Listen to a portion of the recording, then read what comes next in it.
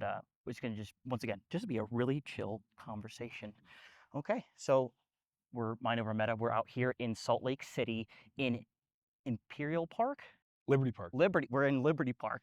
We got the mountains in the background. I don't know if you guys can see it or not, but it's a great day. It's like 80 degrees and in the shade. It's phenomenal. But I got my friend here, Z. Say what's up. Hello, nice to meet you. Hey, so Z has been a good friend of the channel. He's been running around. He went to Heisenberg with us, SaltCon. You went to Arizona with us to Cradle to the Guild, and then you're going to Combat. Yep, this weekend. Absolutely. So just tell us a little bit about yourself and like who you are. Well, yeah, like you said, I'm Z. My real name is Z Simos, but I've gone by Z forever, so I'm more known as Z. I've been playing CEDH in the community for about a year here. I started playing Magic in general probably about a year and a half ago, like early 2024 is when I started playing Paper pretty seriously. Um, Initially, what drew me to CEDH is I started playing Paper with my friends on Spell Table from Iowa, and I always wanted to like make my deck stronger and do stronger things. And over time, it got to the point where it's like, hey, I want to build this Tali deck for CEDH. And I can't really play that anywhere but CEDH. So that's what led me to kind of just look up, hey, local like CEDH tournaments near me. That's how I found Salt City. Nice. And I went to Salt City 2. That was my first ever CEDH event where I played Magda. And I got my teeth kicked in, and it was a phenomenal experience. Highly recommend it. So you were on Magda originally. Why did you swap from Magda over to Kinnan? After the bans, I felt like Magda lacked a little bit of the reactive explosiveness that it had in the meta that positioned it very well with Dockside. Um, I by no means think that Dockside was integral to the deck, nor do I think it still is. I think the deck can do so much without Dockside. But being able to create a plan that was sustainable in games for you to not get super duper blown out, but still have a really strong board state, I felt it was a lot more conducive in the Dockside meta. Sure. You were able to copy the Dockside Yes. effect before anyone else. You can drop a Null Rod in response to ETB, Sure. let the treasures land, copy it yourself, boom, you're winning. And not being able to do that took away a lot of, for me, it felt like just accessibility to the deck in our local meta at least. Because every game I play, the games are going a little longer, they're a little grindier. I saw a Bowmaster, I feel like, for a few months, almost every game. Sure. Or a Blind Obedience even. I don't see as much as that now, No. but there was a point. There was the creature, the 1/3 creature for 1 and a white. The Dauntless? Dauntless Dismantler. Yeah, you don't see that one anywhere. Yeah, that was one of the worst ones. It was so hard to blow up. It's a 1/3. So that's great. So you've been on Kinnan for at least the last 3. Are you planning to go and use Kinnan at Combat as well? Yeah, I'll be playing Kinnan at Combat. I started playing Kinnan around November of last year is when I started messing with it. But I didn't get like super serious playing the deck until I think probably like February of this year. When I decided like, hey, I'm moving on. It was after the last tournament at Mythos, where I felt like I played Magda and I played really, really well, but I just was not seeing the performance that I felt like I should have out of the list. So that's kind of what, and I felt like a lot of that was due to me not being able to speak for myself from a position of advantage at the table. It felt like any advantage that I was trying to create that I felt like would hold someone else accountable at the table was more seen as me just being able to win. Sure. And that's super fair because it's true. So having to face that and be like, okay, I feel like I almost am being forced to play a blue deck because, hey, look, I have counter spells, I can help, is a little more easy for people to understand. I need to draw a card so that I can help, not so that I can win the game. Yeah, exactly. So with that, what's been the best part about playing Kinnan that you've enjoyed the most? The explosive starts. I love just dumping my hand and throwing a bunch of mana, a bunch of advantage out there. It's always so fun. And with Kinnan, sometimes that can just win the game. When I was which we saw at Yeah. Cradle to the Guild. You want to talk about your semifinals and your decisions? You were in 3rd place for that one. Yeah, for sure. Yeah, so I was 3rd seat in that game. And it was a Rogthras, a Blue Farm, me, and then Dahada. We go mulligan, mulligan, mulligan. Dahada like snap keeps first 7. So I'm like, oh, that's terrifying. We're losing the game. Like this guy is just about to rip it. Um, so we all continue to go lower and lower. And as I'm mulliganing, I'm not really sure if people are going down so aggressively because they're looking for advantage, or because they're thinking, okay, I'm gonna try to go under or on top of this Dahada, Sure. um, with as much as I can as fast as possible. Because this guy kept 7, he's in such a strong spot already. Um, so I went down to 4, and I ended up keeping a hand with a land, a lotus petal, a mockingbird, and a basalt monolith. Um, and I was just thinking, okay, maybe I'll grab like an early Esper with the Mockingbird, and I'll just have like a somewhat easy start. Or if I feel like I have a window to go for it, I can sit on the bird and go for it. Uh, and as the game progressed, the Dahada dropped an Esper on their turn 1, I think. And it got to my turn 2. I decided like not to grab that, and I think I just like played a land and played Kinnan. Um, and then it got back to my turn 3, and I saw that mana was pretty limited on board states. The Dahada had notably lost a Reb, I think, to a gamble that they resolved or something like Yes, I believe so. that. So when I saw them lose the Reb, and I felt like I was super online. Um, so I just had to feed Esper to the blue farm player, and that was really my biggest concern. I wasn't able to get any information out of them. But just from people's reactions at the table, for just the idea of me presenting a basalt monolith, I felt like I could get it there. So I tried and I did. And you did because you were able to copy the Rock Yeah, yeah, and Thrasios, it's because which was just like next level. Like how like you were like cool. Like obviously you weren't necessarily thinking about copying it, but like that's the out. Okay, yeah, you get that, and then you're going to town. That's absolutely hilarious. And I saw that, and I could not hold. What was that, like a turn 3 win yeah, I believe it was turn 3. in third place Yeah. against? Uh, yeah, yeah. I'm surprised no one had a force or anything like that. I was extremely surprised, but I mean, my takeaway from it is that people were going low and people were going real aggressive against the Dahada because they were scared. Um, I felt like if the blue farm player had interaction in that point, which that was the player I was most concerned about interacting with me. I felt like they would have shown it to me, but I'm pretty sure they just had like a decon Thoracle or something. Let's talk about that a little bit. You have a very unique way of politicking, and I saw it in that game. You went hand for hand, right? You wanted to show, I think, as Rogthrast, your hand for hand, and they was that a bluff that you that like because if you would have seen their hand for hand, right? Which is basically, for everyone is, hey, I'll show you my hand, you show me yours. That way we kind of like get together and like figure out what's going on. And you're just like, was that a bluff? Was that So at some point, I know that I'm in position that I can win the game. And I think the only downside I have to showing them my hand at that point is they also know I'm in a position where I can win the game. Um, and that kind of leads to a crossroads, right? Where can they do something about it or can they not? If they can do something about it, well, we can have a conversation. We can say, okay, what enables me to win the game here is this Mockingbird. But Salt is still scary. I'll acknowledge that. sure? But the Mockingbird actually closes the game out. I'll use the Mockingbird and copy the Esper Sentinel. I'm able to stay in this game. I can still keep building advantage, and you don't have to use your interaction on me. Being able to kind of like navigate from that angle, I feel like, and pivot on plans is part of why this Kinnan list is so strong in the meta, because it can present so many things that say, okay, I'm going to win the game, or you can tell me not to. And your kid in list is the The Freedom Waffle so list. no bad cards. No bad No bad cards. I'm running that exact list. interesting, but it was lucky for you that that they didn't actually look at your hand, because if they would have looked at there and be like, hey, he has the game, Yeah. you need to, you know, look for something and then help him draw to stop him. So in your CDH career, what's been your proudest moment in CEDH? My proudest moment is probably the first top cut I ever got playing Magda, because that was the moment that I felt like justified a lot of time spent to me. Because I feel like that is like the back third almost of like my CDH career. That was like the start of it. Sure. I spent so much time before that just losing so many games.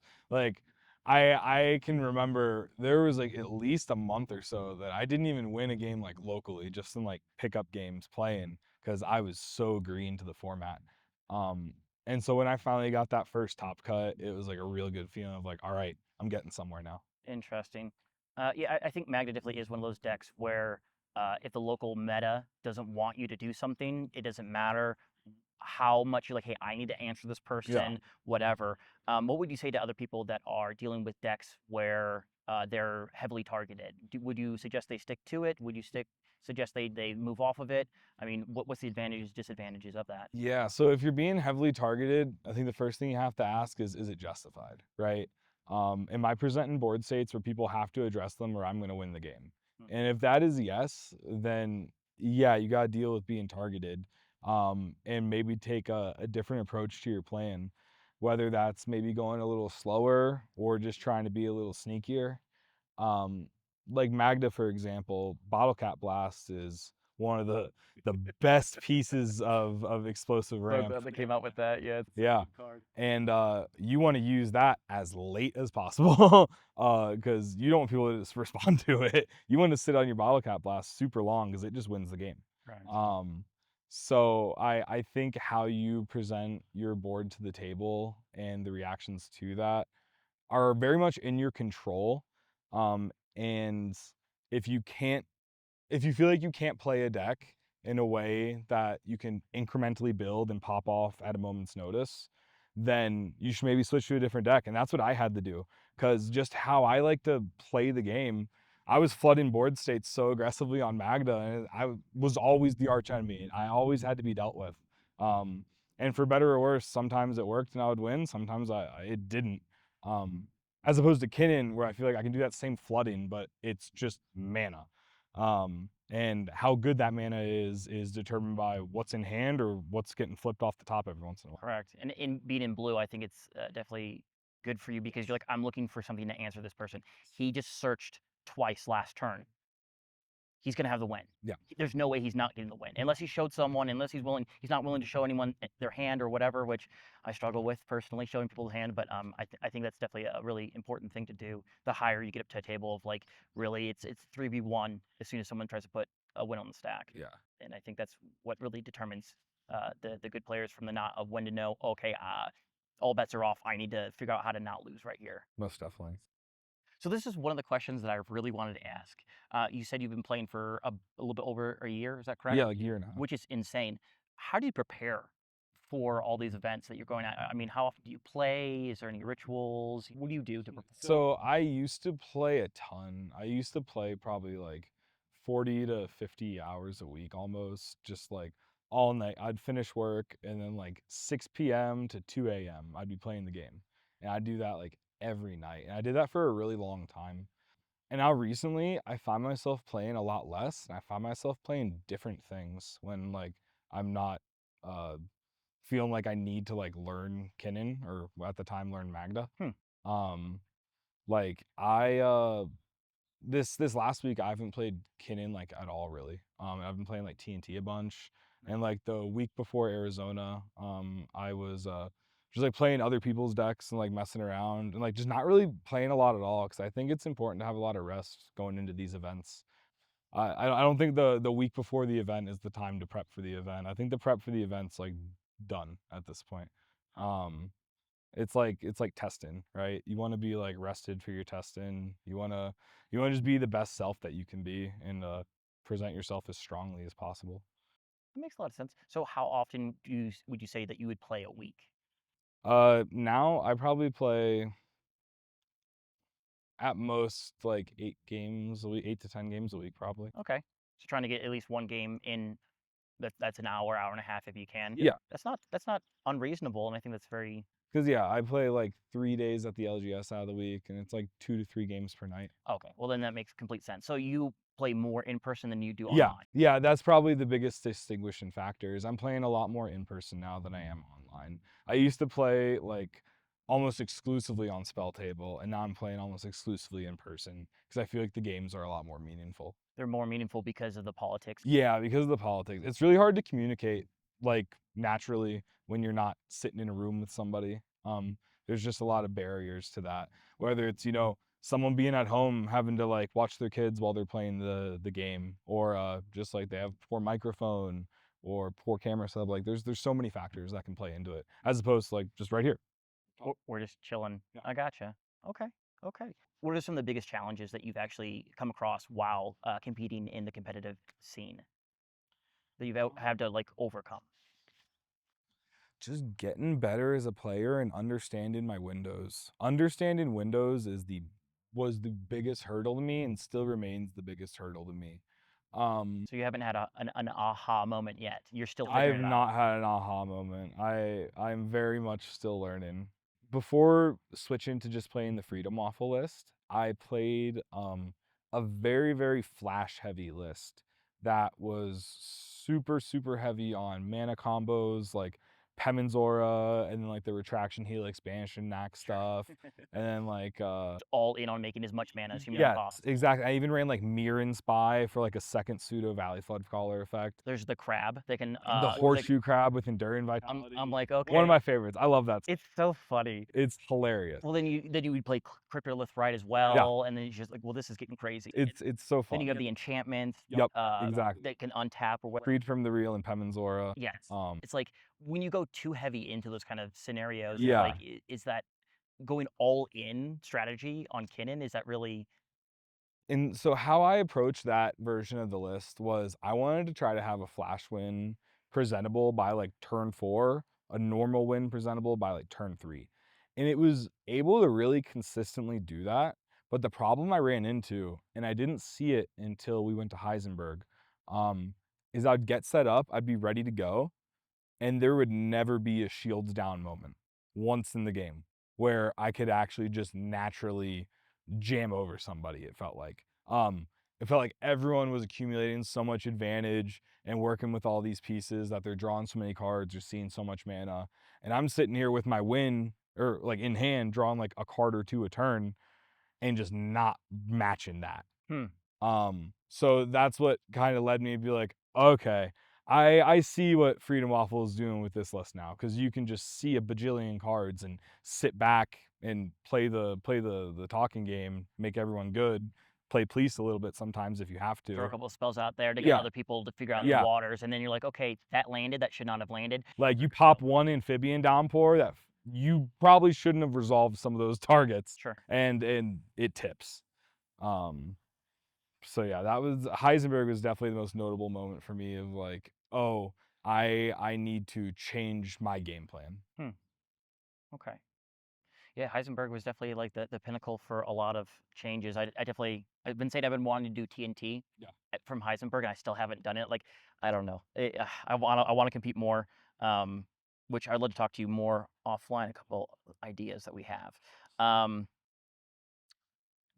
so what the Arizona game was like 2.5 hours for the finals, but before that, I mean, it started about like 10:30, and we started about 1. So you're talking about like quite a bit of time. What is that, like 13, 14, 16 hours of playing Yeah, throughout the long entire game. day without a lunch break, without anything? Just how do you stay motivated at the end of that when it's like almost 4 o'clock in the morning? Like, It may sound silly, but what I did before playing Magic is I played World of Warcraft a lot. okay, And so 18-hour shift on WoW, that's nothing new to me. I've put that in for years. So okay, so me just like playing a bunch of Magic and drinking some energy drinks, like maybe like grabbing a meal or two when I can. It's pretty chill. I'm used to like that kind of environment, I think. other long endurance games have really got you to Yeah. this point where you're just like, 18 hours? Like, let's go 30. Who cares? Yeah, I'm a gamer. Like I remember being like 12 years old playing like 36 hours straight with my dad to get level 40 in classic WoW so we can get our mounts. Like it's a game. I don't know. I like gaming. I gotcha. I gotcha. 16 hours, you're just focused. Like Yeah, I'm the dialed. tiredness goes away. Normally whenever I go to like a GP and Yeah, compete in like modern or standard or whatever, it wasn't until I left the actual hall that my entire back was just like, ugh, agree. okay. And it's not until you are like, I'm done, that you actually feel tired, it seems like Yeah. sometimes. So maybe it's just like that adrenaline where you're so focused, like you're not hungry, you're not tired, you were just here to win. Interesting. And it's not even like I'm there to win. I'm just there to play. Like I love playing Magic and I love playing Kinnan especially. And I love these super high volume advantage games where everyone's seeing a bunch of cards, everyone's drawn through their decks, fighting on the stack. Like those are so fun. Hmm. So yeah, I just show up to play and have fun every time. If I win, that is a very happy consequence. And I think, at least for me in the past, when I've done very bad, it's because I have to win. Yeah. I have to show people that I'm good enough. It's like there's a 25% chance that you win. It, it, best case scenario most of the time, unless you can really do pretty well. Your strategy for Swiss versus Top Cut, does it change? Does it not change? It definitely changes. I think you just wanna be a little more proactive. Uh, for me with Kinnan, that usually means either very early card engines or, like, Basalt combo in hand that I think I can just rip. Um, Usually the best approach with the Freedom Waffle list I found is just try to get the game to go a little longer, see a bunch of cards, and you can work out the game from there. Which I've heard in the past where Kinnan just needs to live past turn 3 and normally Yeah. kind of takes over. And I think in our current meta, that's somewhat reasonable. And that's why when you won in your semifinals, turn 3, everyone was like, "What?" Yeah, and that's the nice part about the Kinnan list is it can do both, Yes. right? Like you can get even like turn 2 basalt wins, like not even inconsistently. Like if you mulligan super aggressively, you will see that every day if you play enough games. They're not always the best thing to go for depending on the pod. Shields down. But like I had a situation in the Salt City event where the 10K recently where it was me in first seat, Mardu player, Sans Red player, Mardu player. Hmm. And it's like, all right, well, this Sans Red player is the only one that's going to contest me, I feel like. Um, and so I end up taking a super greedy, super aggressive hand and getting a turn 2 win with it. Hmm. Because I commandeered a demonic tutor. Um, yeah, The card is such it hurts so much, but every time that it resolves, it's just like it's it's it's brutal. Commandeer, I was so low on Commandeer when I initially started learning Kinnan, and now that I've played it more, I see the vision, and it's like, wow, this card is an absolute house. Turn 1, it can steal a Smother and Tithe. Turn 4, it pitches to a Force. Sure. Like, it does it all. It can even become like a Smother and Tithe in turn 4 too. Like, it can just do so many things. It's like a Swiss Army knife of it. Yeah, it counters their thing and then it takes their Yeah, thing. So it hurts quite a bit. But then again, if you're getting a Ristic Study and they're not getting Ristic Study, it's like an instant speed steel enchantment, yeah. which is interesting. And it's funny because 'cause I'm, like, pretty low on Steel Enchantment because I think it's a very feels bad card. Oh, it 100% is. But essentially, it's a steel enchantment on the Yeah, stack. but I don't know why, for some reason, Commandeer feels less bad in, like, in pods when I play it. Like, I feel like people don't get as upset about their stuff getting commandeered versus Steel Enchantmented, but I don't know. You've top four quite a few times. I would argue you're definitely top 10 in Salt City easily, right? I think you're a phenomenal player, right? You play very well. What would you suggest to other people that want to improve their game? Um, you need to be able to understand what you're looking at when you look at a board. There was a really long time where I didn't really understand the other 3 board states, and I understood mine really well, and I kinda understood how I played into those board states if they played something that affected me. But I think a really big part to developing as a CEDH player is being able to understand and interpret everything that everyone is doing and what it's building towards. Um, so like knowing that someone's gonna tutor because they like land passed or something like that, like early. And knowing do I want to play around that? Am I oppoing? Like, am I misstepping that even if I'm trying to take a really aggressive hand? Like, what am I doing? Um, I think just being able to just read the board in its entirety and not just understand what you're doing, but understand what everyone is doing is very much like the starting point to being like, okay, now I can start really taking this seriously and politicking. Because I wasn't able to even like start talking in games and finding my voice until I was at that point because I didn't know what to talk about. Hmm. Like if you don't know what they're doing, how are you going to tell someone else about it? Fair enough. That brings a lot of insight to one of the players that's in my group, and they're playing Blue Farm right now, which is a phenomenal deck. But they're struggling with actually converting wins. I'm like, but it's the #1 converting, and that might be honestly a big thing because they don't understand how Kinnan works. They don't understand Yeah. how Magda works. They don't understand how Dahada works and when their windows are down and when they're advantageous to do their thing, kind of thing. Yeah. So I think you talking about it earlier about you playing different decks, other people's decks, looking at their decks and seeing how they function and feel is really important. And maybe I'll suggest that to the individual and say, hey, I know you understand this deck and you need to get better at it, but also you need to understand the other 10 decks, play the other 10 Yeah. decks. And I don't know, like some people just want to just compete and compete and compete, but like Yeah. you have to do the homework of understand the other 10 people that you more than likely are going to be up against as well. It was a kind of like a funny moment for me because I part of the reason I wanted to play Magda is I was like, this is a super explosive, gonna be a very independent deck in terms of game plan. Um, and I'm not playing blue, so the responsibility doesn't fall on me to understand these other board states. I can care about my own thing, and then when it comes time for us to lose the game, blue pairs, like you figure it out. Sure. Um, and it really bit me in the butt a little bit because now in hindsight I understand those Sans Blue decks. You need a better understanding than anyone else because you need to be able to tell people when the problem is happening. Sure. Because I can't even tell you how many times I've lost the game. Someone had an interaction in hand, they didn't use it, and I just didn't know what was going on. Myself included when I was early in that. Like I've lost games with a Reb in hand just because I didn't know I was losing the game. Like, I'm losing the game now. yeah. I've lost the game. Oh, great. Okay. That is intriguing. That reminds me of like Rich, Yeah. you know, being Sans Blue and every other color. It's like, okay, Blood Pod. It's like you have to understand which stacks piece you have to go and Oh get yeah. because you do have black, you do have white, you do have different ways to go and grab those pieces and when do you interact. And I'd say, yeah, as far as like knowing when and where, he's a very good pilot at Yeah. doing that. And it's all proactive. So that approach is so nuanced and it can be so punishing, but so rewarding sometimes too. So I have so much respect for Rich as a player because he's by far the best blood pot I've ever ran into. And it's always a great game when we sit down. It is. He's phenomenal. I love playing against him. I want to play against him more. So for CDH, what is the main thing that draws you to CDH opposed to any other format in Magic? Um, so CDH being a social format is like a really big part of it to me.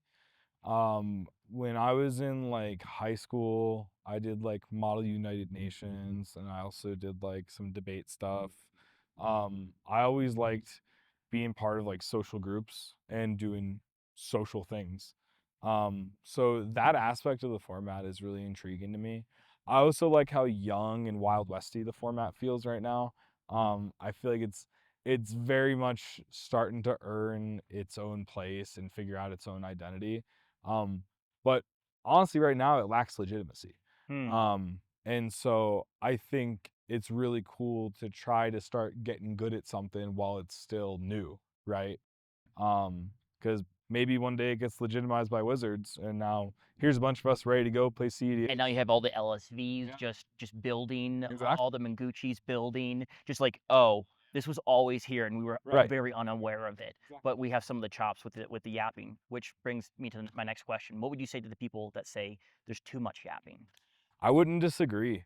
Um, but at some point, there's like the old joke, like you give CEDH players unlimited time, they'll find out how to use it. Um, like I think anyone that is being criticized for yapping is very much a victim of the lack of legitimacy to the format. Hmm. And those players are playing to their best possible outs. They're doing what the players around them are also doing. And they're just playing to win. That's it. They're not breaking the rules. They're just playing to win. And I do think when it gets to the point when people are breaking the rules, that's an issue because coercion is a real thing. But I think that's a different conversation from like the yapping part of things. There's so many different conversations to have with that one. But no, I appreciate you. I mean, being someone that normally is up there in the top cut, just and definitely a good yapper from my point of view of just I don't know, you're so maybe not aggressive, but you're just like hand for hand. Like you're just you have certain things about you that you use to your advantage that no one else has, and it's really fun seeing you like maybe not bully. That bully's not the right word, but just feel so comfortable with like, cool, hey, like, I need to see your hand, otherwise I can't do anything, and like, Yeah. and the boldness to be able to do some of those things, and everyone has their own different style, but I definitely enjoy your level of style when I'm not playing a game or whatever, and I come over, I'm like, Z is just wrecking havoc with your words, and it's so cool that there is a sub game inside of. Cool, we have 100 cards, if you will, but there's something else going on, and that's really interesting and intriguing to me. And normally the top players are doing that in their own different, unique way. Yeah.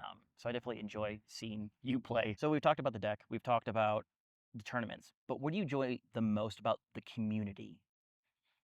The people, by far the people. I've met so many cool people around here just from like playing CEDH.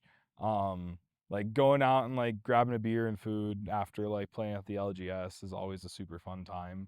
And then traveling around and getting to meet other people and meet new friends has just been like a super rewarding experience. It's been a ton of fun. It's without a doubt the people. I would definitely say that the community for CEDH is second to none. Oh yeah. I don't think I can find any, because it is a very social game, and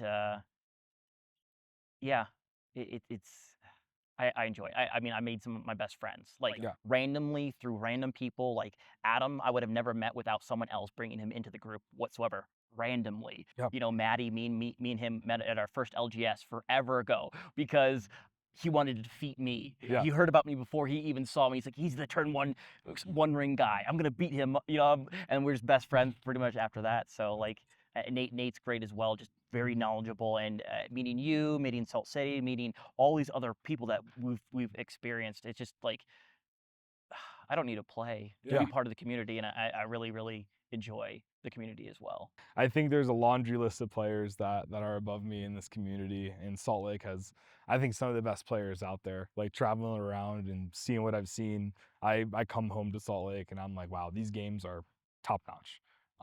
So yeah, love the community here and really appreciate everyone. Cool.